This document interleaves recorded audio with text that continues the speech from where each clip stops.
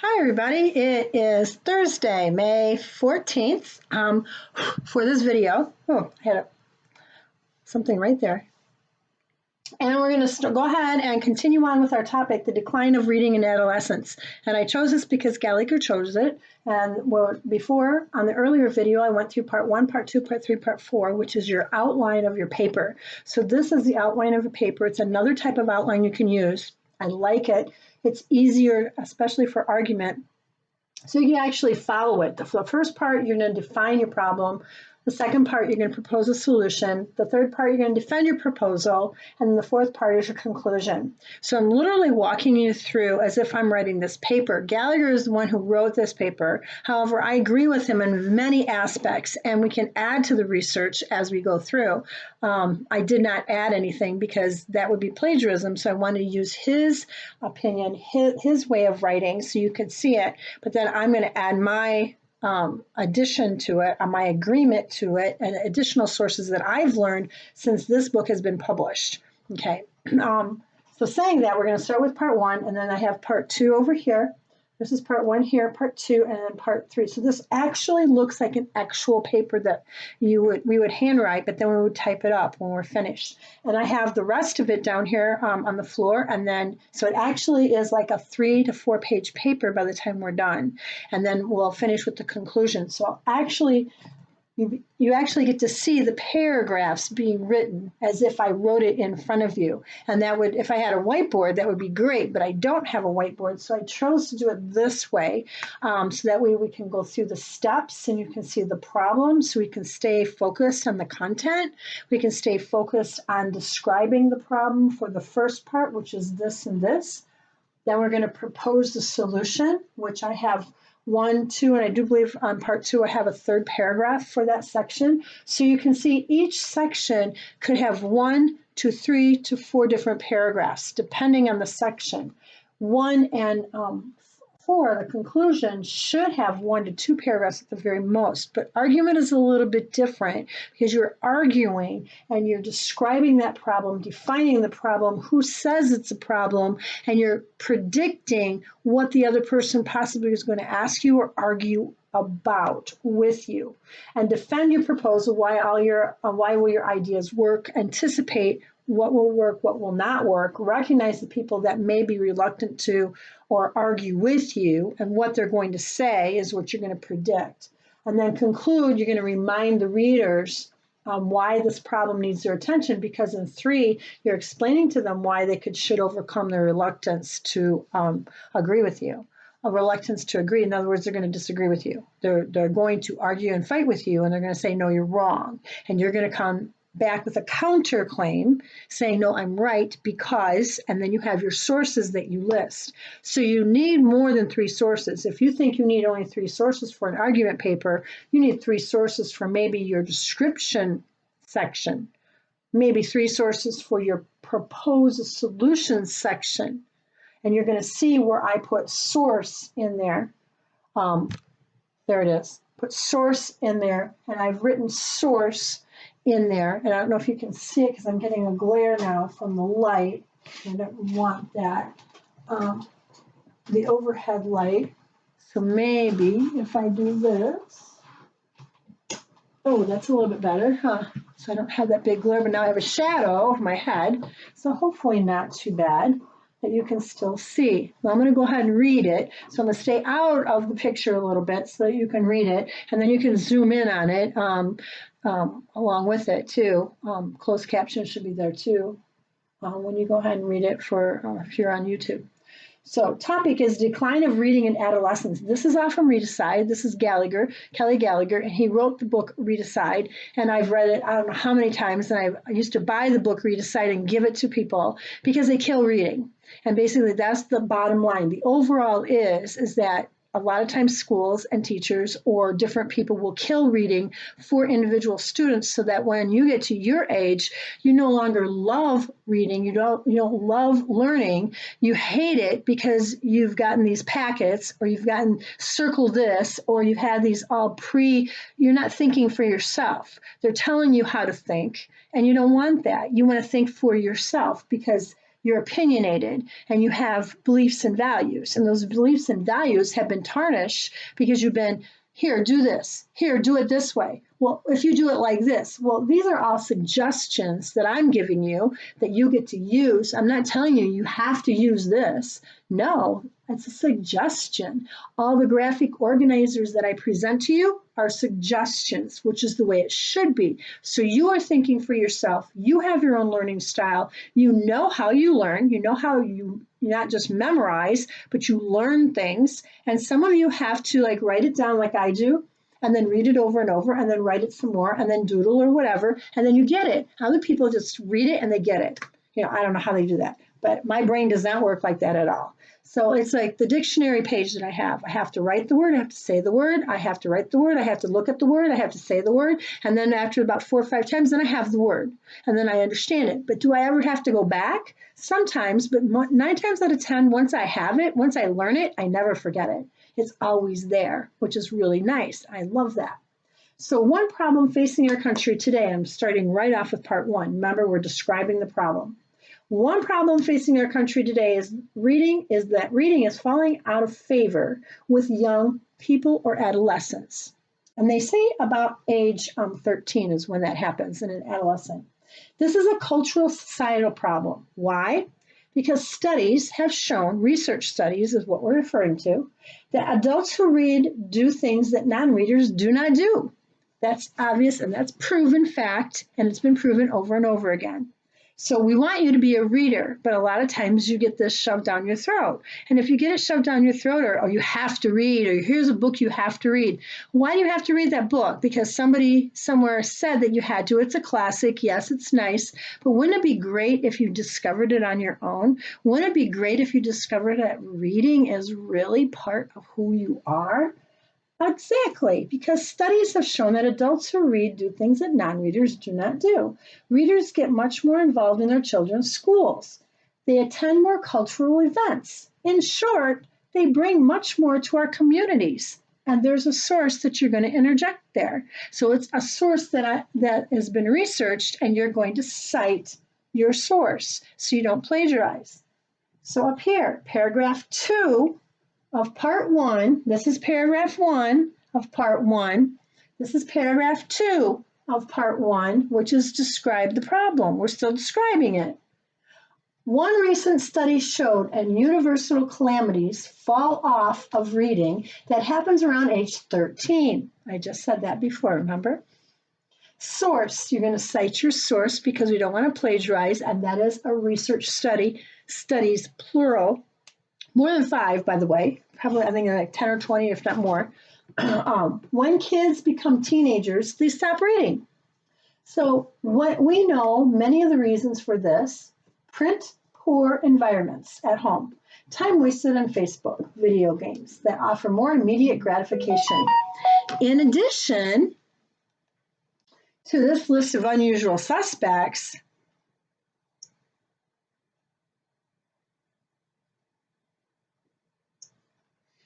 hang on.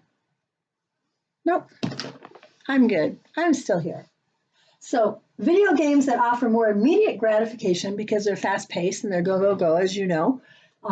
In addition to this list of usual suspects, allow me to suggest another factor that is contributing to the death of reading. And I'm calling it the death of reading because it is. Read Aside, in his Read Aside novel, he refers to it as killing reading.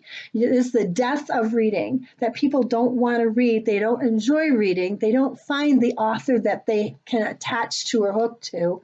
And then they just gobble up that as many books as they possibly can read about that author. Okay? They don't do that. And that's a travesty. That's terrible because that's how your reading gets better. So much better.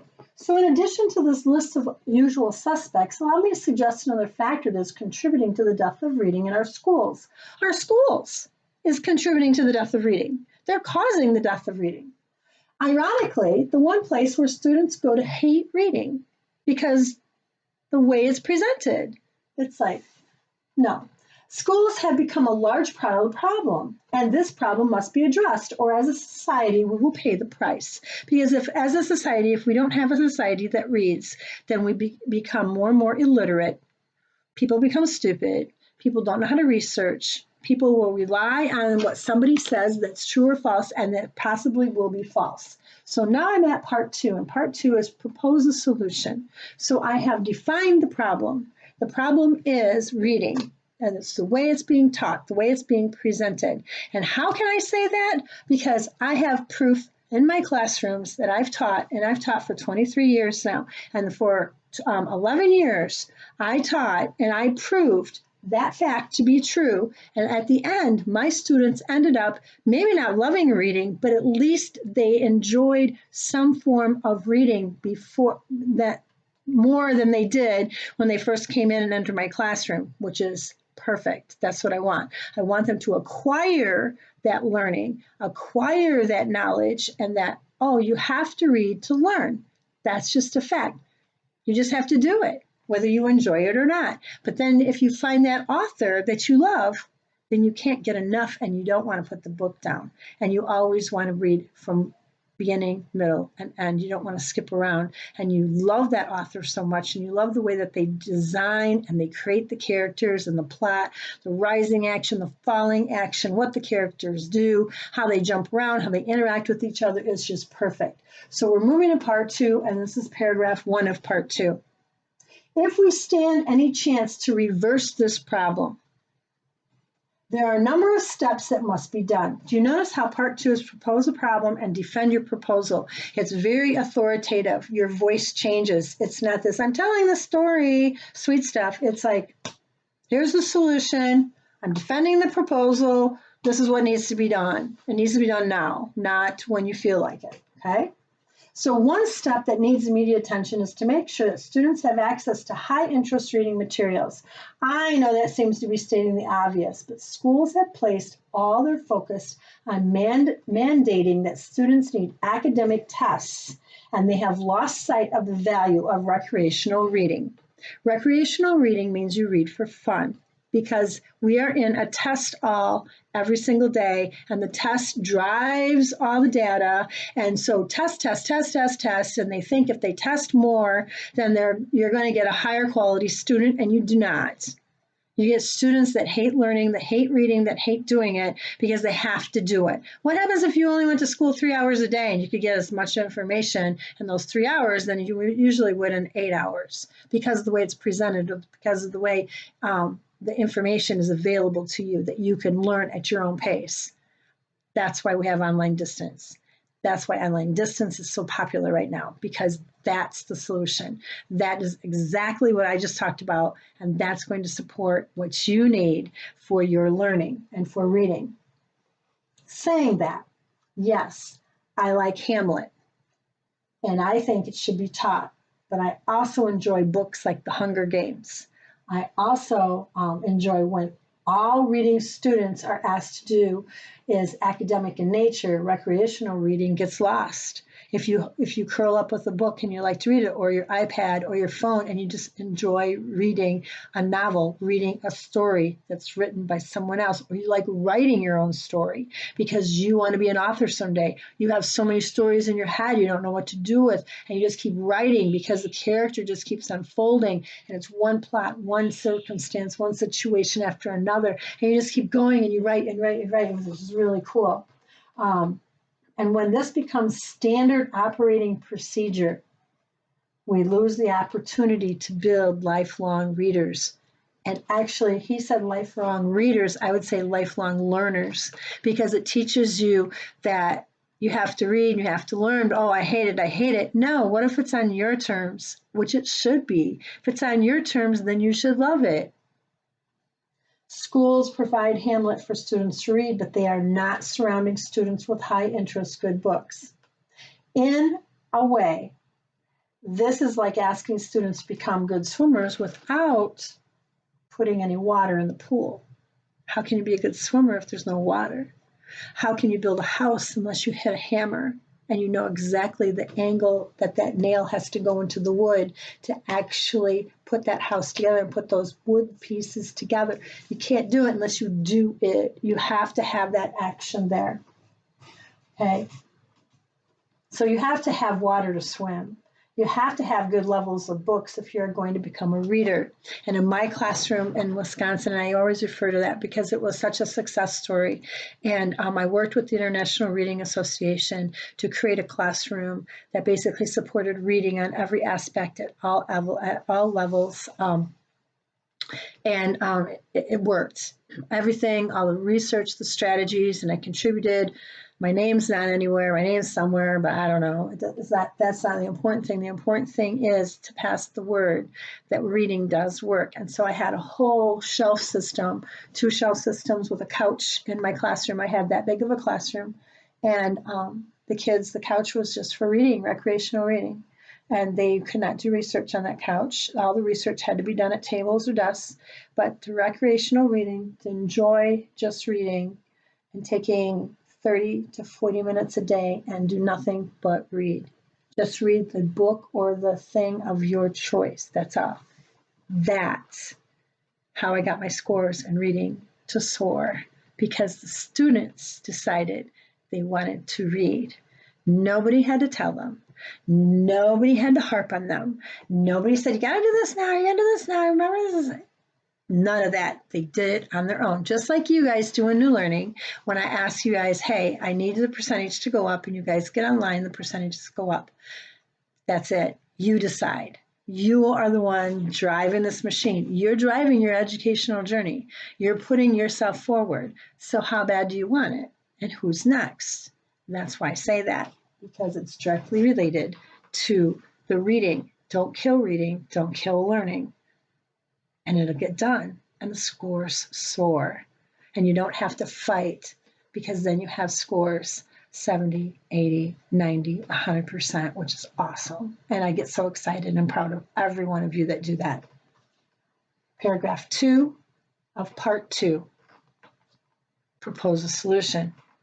Another way schools are killing readers is by trying all reading assignments to endless multiple choice exams or packets. I would add packets, because packets are a culprit too.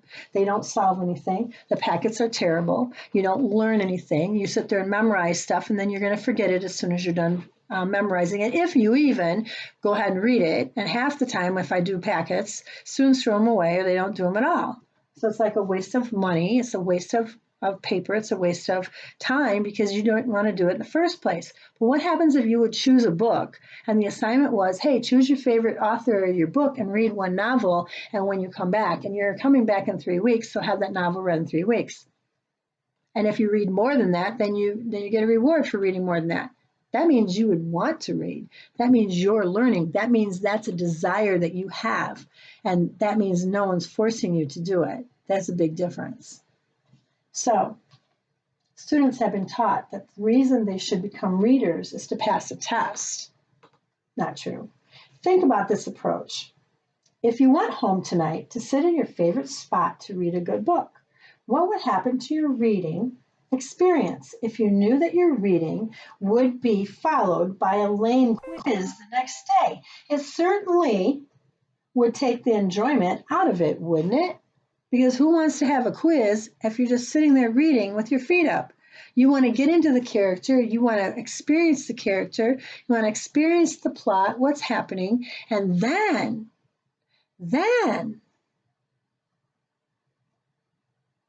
it's enjoyable. And this raises a huge issue.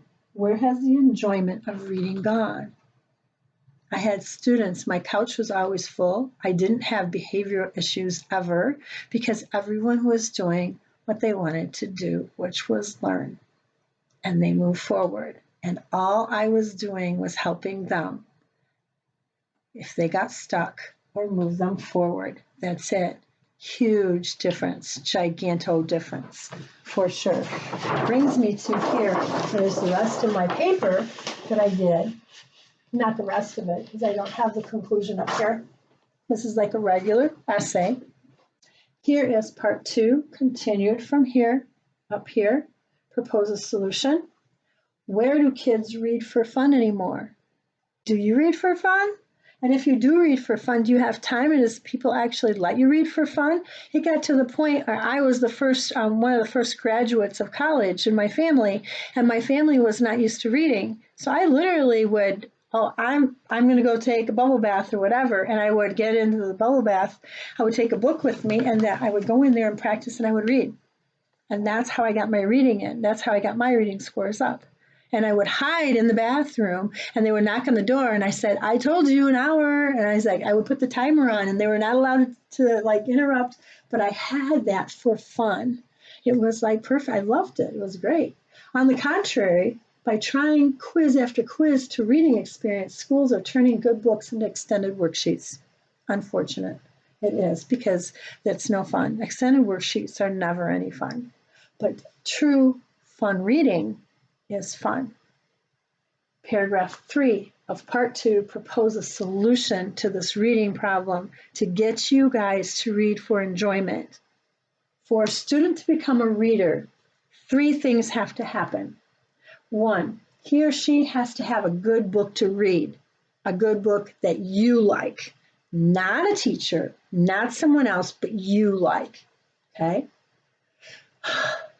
He or she has to have time to read it. You can't just skim it. You can't just like skip around on it and then know it. You have to actually read it. He or she has to have a place to read it, which is why I had a couch in my classroom, and then I had pillows on the floor, and I had kids sprawled all over the place in one section of the reading section. I mean, they were laying on the floor, they were sitting on the floor, and they were reading. They weren't doing anything else. And we had bean bags and we had different things. And then we had people on the couch and they were reading. And we drop everything and read, and we would read. And no one was allowed to go to the bathroom. No one was allowed to get up. No one was allowed to move. They were all sitting there reading. Nobody moved during that time. And we extended it to 40 minutes. We started with 15, then we went to 20, then we went to 30, then we went to 40. And usually 40 was about it, because then after that, someone has to use the restroom. So, but we purposely did that every single day. And our reading scores went up to 10 points. Oh no, we had 100% with all our kids in our middle school every year. Reading was 100% on those major tests. Not 90, not 80, 100%.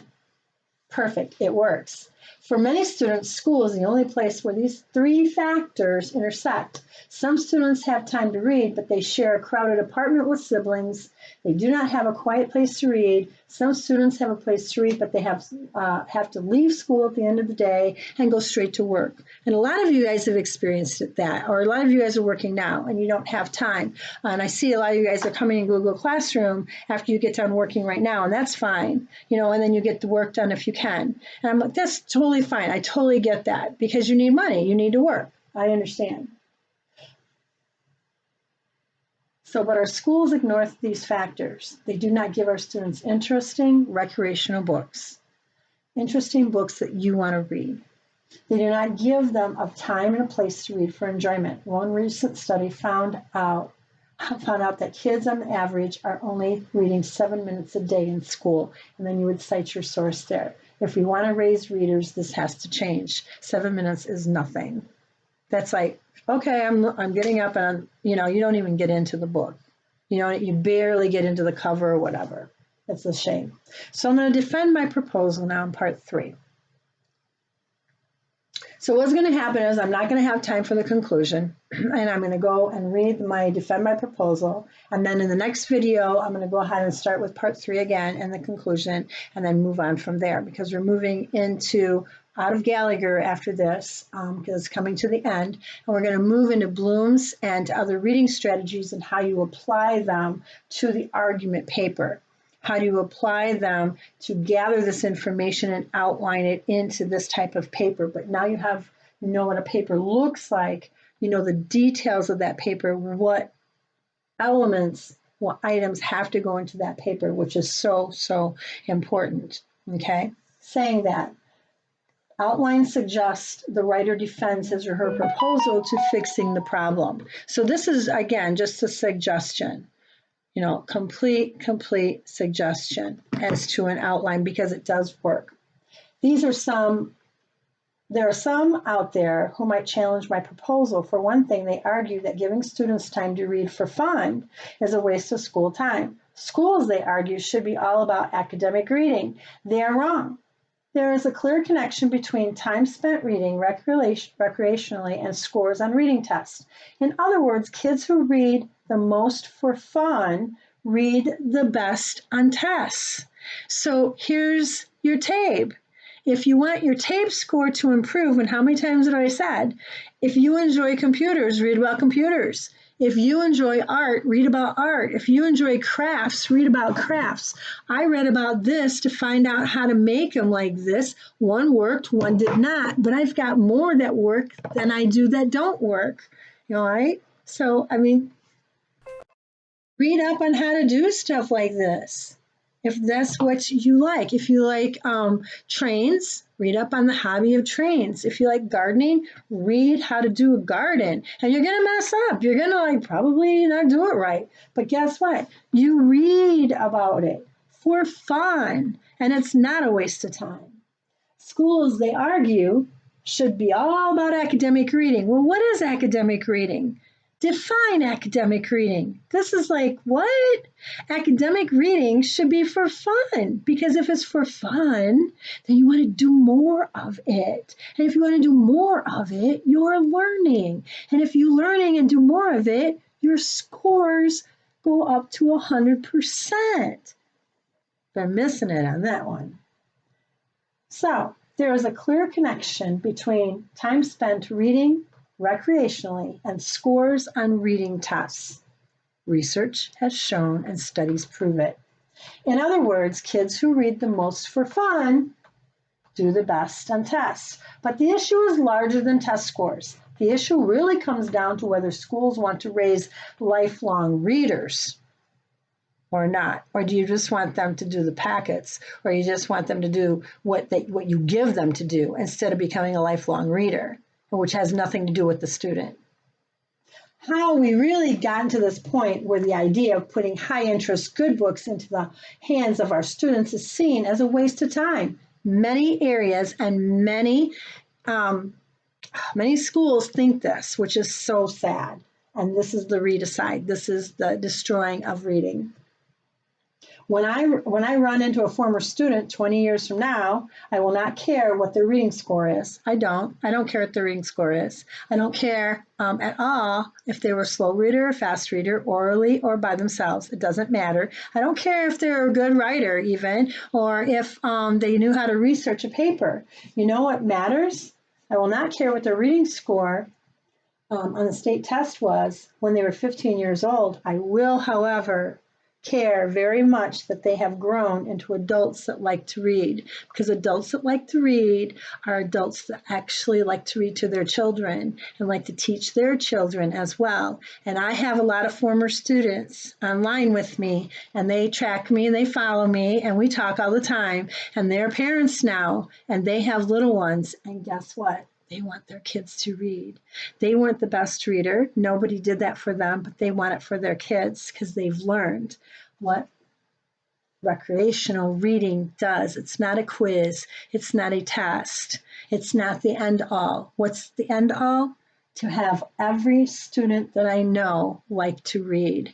And it doesn't have to be the same thing that I'm reading. It doesn't have to be a novel.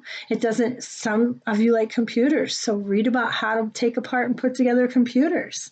Read about bots, read about robots, read about how to do resin, how to do art. Read about all these different things, hairdressing, beauty, design, all of this. Read about that. That's what is important. If you read about all that stuff, perfect.